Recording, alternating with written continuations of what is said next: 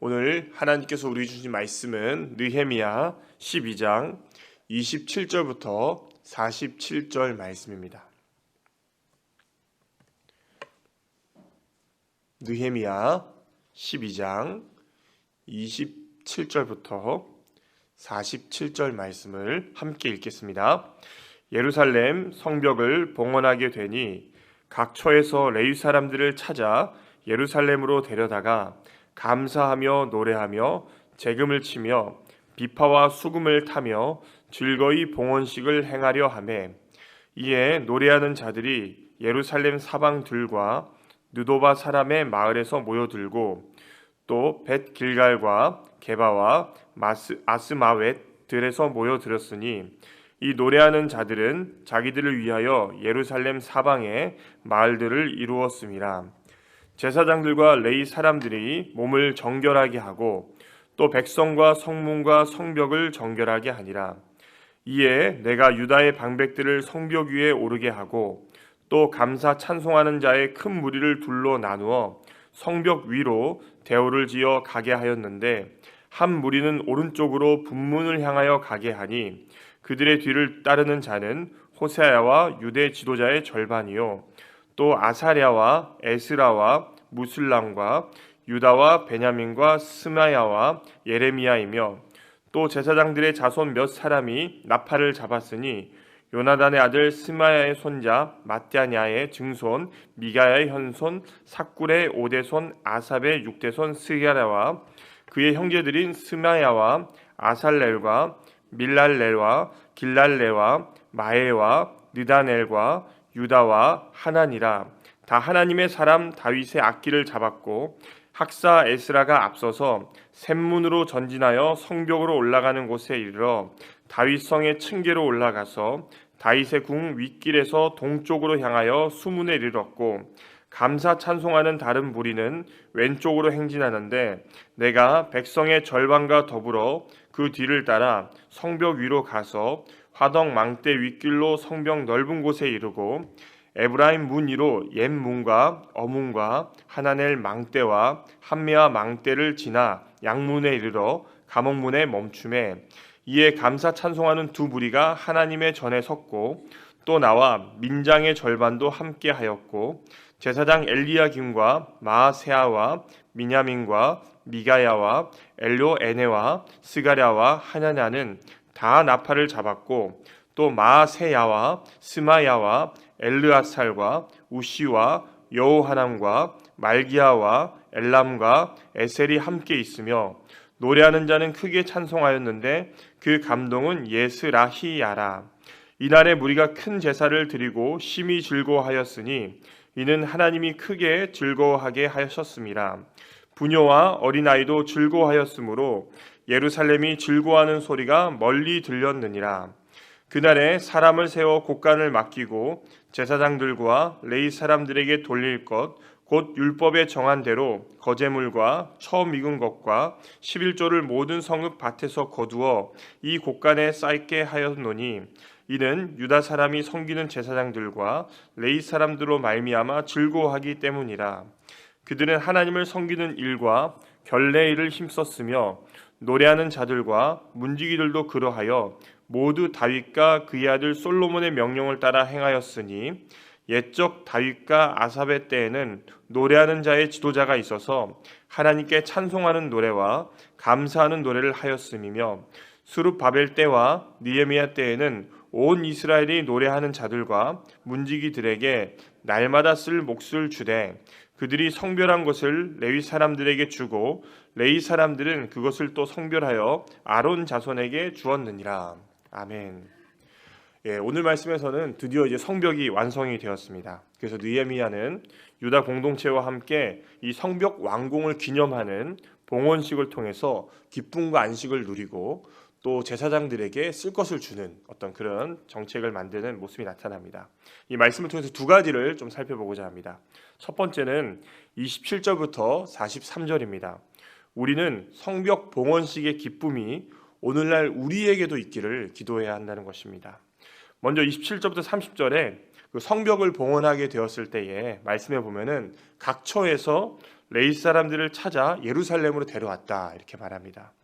이들로 하여금 감사하고 또 노래하고 여러 악기들을 통해서 즐겁게 봉헌식을 준비하기 위해서 어떤 찬양을 드리기 위해서 데려온 것이다 이렇게 볼 수가 있습니다. 그런데 레위 사람들을 데려오자 말씀해 보면은 노래하는 사람들이 예루살렘 사방에 들과 또 마을들이 이루어 모였다 이렇게 나타납니다. 참 모든 사람들이 같이 이거를 기뻐하기 위해서 모였다 볼 수가 있습니다. 이때 제사장들과 레위 사람들이 몸을 정결하게 하고 또 백성과 성문과 성벽을 정결하게 한다 이렇게 말하고 있습니다. 굉장히 즐거운 모습이라 볼 수가 있습니다. 또 성벽이 완공된 후에 이 모두가 기뻐서 예배하기 위해서 찬양하기 위해서 모인 모습이 참 보기가 좋다 이렇게 볼 수가 있습니다. 31절부터는 성벽 봉헌식이 시작이 됩니다. 이 성벽 봉헌식은 무리를 두 개로 이렇게 나눕니다. 두 개로 나눠서 양쪽으로 이렇게 출발하게 이렇게 진행돼서 결국에는 성전을 탁 만나는 그렇게 이제 진행이 되는데, 먼저 성벽 위로 두 무리가 진행이 될 때에 출발점은 나타나진 않는데 아마도 서쪽의 성벽 중앙에 골짜기 문에서 출발했다 이렇게 볼 수가 있습니다. 이 골짜기 문은 사실 의미가 있는 문입니다. 어떤 문이냐면은 느헤미야가 이 예루살렘에 왔을 때, 그러니까 다 황폐화된 예루살렘에 왔을 때에 성벽을 둘러보기 위해서 나간 문이 바로 골짜기 문이라 볼 수 있습니다. 그 골짜기 문에서 지금 두 행렬이 이렇게 출발한 것입니다.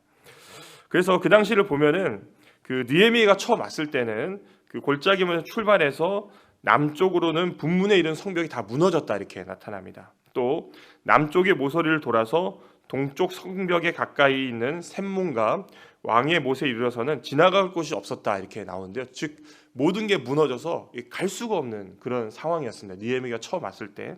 그런데 오늘 말씀에 보면은 37절을 보면은 무리가 성벽 위로 행진해서 샘문을 지나 골짜기 문의 건너편 동쪽 성벽 중앙에 있는 수문에까지 이르게 됐다 이렇게 말하고 있습니다. 이 말은 무너진 곳들이 다 정리가 되고 그곳으로 다닐 수 있게 됐다는 그런 표현입니다.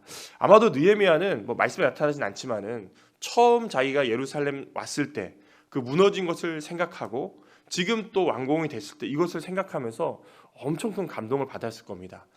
그때는 내가 지나갈 때는 다 무너지고 지나갈 수조차 없었는데 이 52일 만에 모든 사람들이 힘을 모아가지고 이 성벽을 완공하고 그 정리된 모습을 보면서 굉장히 많이 감동하지 않았을까, 저는 좀 그런 생각을 해봤습니다. 계속해서 32절부터 34절을 보면은 요거는 한쪽 무리고 또 반대편 무리는 시계 반대쪽 방향으로 돌아서 그 동쪽 성벽에서 북쪽에 있는 성전으로 향하는 상당한 긴 거리를 이렇게 행진을 합니다. 그리고 38절, 39절에 보면 느헤미야는 다른 무리와 함께 바로 북쪽으로 향한다 나타납니다. 그리고 40절에 보면은 북쪽의 성전으로 들어가는 문들 있는 곳에서 만나가지고 성전에 들어가서 하나님을 찬양하는, 그러니까 무리들이 모두가 합쳐져서 이제 성전에 들어가는 그런 모습이 나타납니다. 아마도 이것은 무리를 반으로 나눠서 성벽 위로 각각 다른 방향으로 행진을 하다가 성전에서 만나는, 이것은요 성전이 완전히 이렇게 하나로 딱 이렇게 건축이 되었다, 완공이 되었다, 연결이 되었다, 이것을 말하는 것입니다.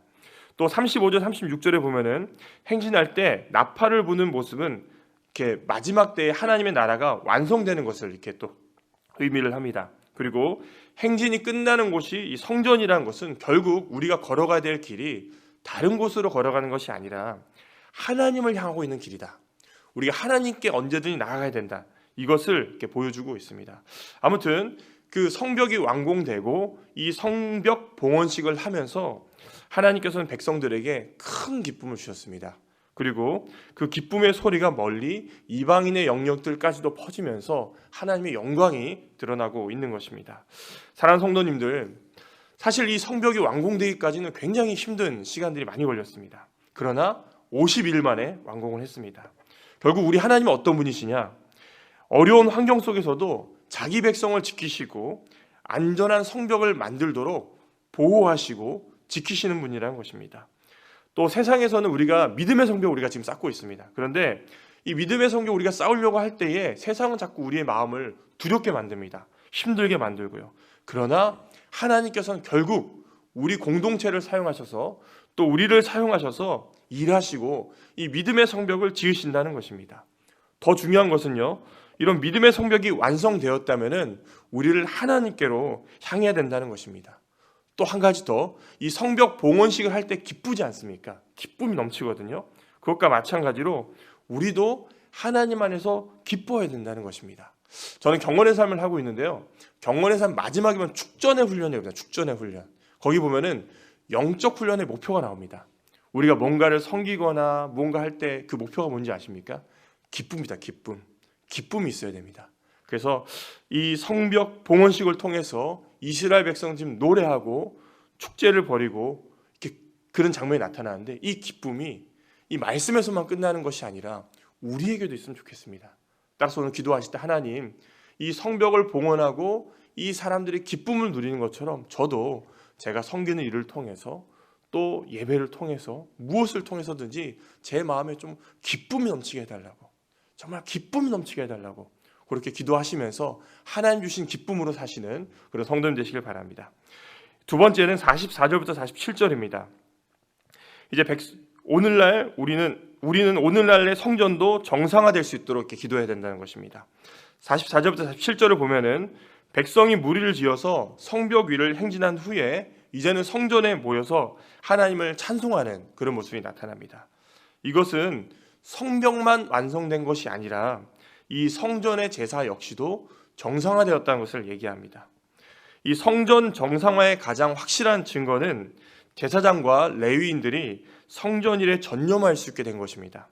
44절에 백성이 제물과 11조를 기쁘게 드리는 모습에서 우리가 알 수 있는데, 이 성전이 정상화된다는 것은 솔로몬이 성전을 완공했을 때처럼 돌아간다는 의미입니다. 그러니까 느헤미야 시대이지만은 이전에 솔로몬 시대처럼 돌아갔다, 이렇게 그것을 말해주고 있습니다.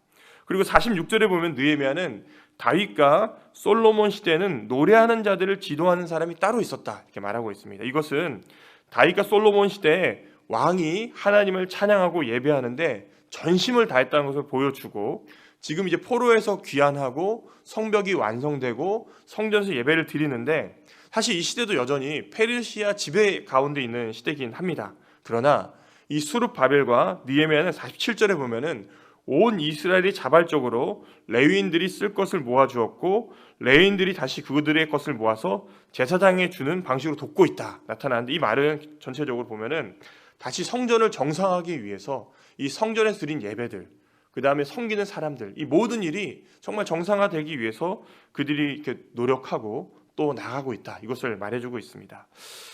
사랑하는 성도님들, 사실 이 성전 봉헌식, 우리가 성전이 완공되고 기쁜 것은 사실 그것으로 끝나지 않습니다. 말씀에 보면 결국 성전으로 갑니다. 성전으로, 성벽에서 성전으로 가는데, 이것은 성벽 봉헌식은 성정 예배 서로 연결이 되어 있습니다. 연결이 되어 있고요. 또 우리가 믿음의 어떤 성벽을 세웠다면 반드시 이 성전 예배도, 우리의 예배도 회복되어야 된다는 것입니다. 사실 그런 의미에서 오늘날 성전은 무엇일까요? 성전은 이 교회 건물이 아닙니다. 우리가 모인 공동체입니다. 더 나아가서 우리 자신이 성전이라고 얘기하고 있습니다. 예수님의 십자가의 대속하심으로 인해서 우리가 성전이 되었고, 예수님을 통해서 우리는 언제든지 하나님께 나아갈 수 있다는 것입니다. 이 구약 시대에는 성전에 들어가서 지성소에서만 하나님을 만날 수 있었습니다. 그러나 오늘날에는 예수님 때문에 우리가 언제든지 기도할 때마다 하나님을 만날 수 있고 나아갈 수 있게 되었습니다. 그렇다면은 우리가 성전이라고 한다면은 우리에게 요구되는 건 무엇일까요? 그것은 바로 거룩입니다. 거룩. 그럼 우리가 무엇으로 거룩해질 수 있습니까? 그것은 바로 말씀과 기도로서 우리가 거룩해질 수 있습니다. 따라서 우리가 교회의 성벽을 세우기 위해서는 교회 여러 가지 역할들을 맡은 거로 볼 수 있습니다. 그런 성벽도 세워나가지만은 더 중요한 것은 바로 우리가 성전이라는 사실을 기억하면서 날마다 말씀과 기도를 통해서 우리가 헌신과 성결을 통해서 보이지 않는 성벽을 세우지만은 말씀과 기도를 통해서 우리 안에 하나님의 만남을 회복하고 그 가운데서 나아가야 된다는 것입니다. 따라서 사랑하는 성도님들, 우리가 보이지 않는 성벽도 세우지만은 우리가 성전이라는 것을 기억하면서 정말 말씀과 기도를 통해서 하나님과 만남이 있고 하나님과 가까이 가시면서 이 시간 한번 생각해 보시기 바랍니다. 내가 언제 마음으로 하나님을 언제 만났는가? 언제 만났는가? 혹시 하나님과 만난 시간이 좀 오래되지 않으셨습니까? 그렇다면 기도하시기 바랍니다. 하나님, 이 말씀 봤을 때 성전 회복을 이렇게 말씀하셨는데, 제가 성전이라고 하셨는데, 하나님, 제가 기도할 때에 저를 좀 만나주시고 체험될 수 있도록 도와주셔서 하나님과 그 은혜 가운데서, 그 회복 가운데서 나아갈 수 있게 해달라고 그렇게 기도하시는 그런 모든 성도님 되시길 바랍니다. 제가 기도하겠습니다. 하나님 아버지, 감사합니다. 우리가 보이지 않는 믿음의 성벽을 쌓을 곳도 많아 보이고, 또 성벽을 쌓은 후 우리가 성전이라고 하는데 우리의 예배가 회복될 것도 보이는 것 같습니다. 이 모든 것은 사실은 우리의 힘으로 할 수 없습니다. 하나님, 도와주셔서 보이지 않는 성벽이 완공될 수 있도록 도우시고, 단순히 보이지 않는 성벽만 완공되는 것이 아니라 우리가 성전이라고 하셨는데 우리 안에, 우리 마음에 예배가 날마다 회복될 수 있도록 도와주셔서 하나님과의 깊은 만남 가운데서, 하나님의 은혜 가운데서 오늘 하루도 살아갈 수 있도록 도와주옵소서. 감사합니다. 예수님 이름으로 기도드립니다. 아멘.